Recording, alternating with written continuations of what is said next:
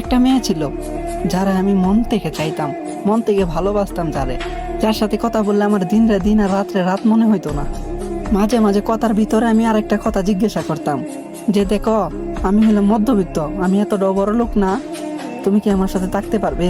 তোমার ফ্যামিলি যদি আমার না মানে, তখন ওই মানুষটা মিষ্টি কণ্ঠে বললো যে তোমারে পাওয়ার জন্য আমি সারা দুনিয়ার সাথে লড়াই করবো, দরকার হলে ফ্যামিলিও চাইরা দিমু তোমার জন্য। তোমার আর্থিক অবস্থা যেমনই থাকুক না কেন, আমি তোমার সঙ্গ সব সময় দিমু। কিন্তু কথায় আছে না, গরিবদেরকে কেউ সত্যিকারের ভালোবাসে না। হঠাৎ করে একদিন তার কল আসে, বলতেছে কি যে আমার আব্বু আমার জন্য ছেলে দেখতেছে, তুমিও তোমার আব্বু আম্মুরে পাঠাও, আমাদের বিয়ের বিষয়ে কথা বলো। কিন্তু আমি তো বেকার, আমি কোনো ইনকাম করি না। তখন আমি তারে বললাম যে তুমি না বলছো তোমার বিয়ের আরো অনেক দেরি আছে, এখন কোন মুখে আমার মা বাবারে পাঠামু তাদের অপমান করার জন্য? তখন ও উত্তরে কি বলছে জানো? যে তুমি যেহেতু কিছু করতে পারবে না, তাহলে আমিও কিছু করতে পারবো না।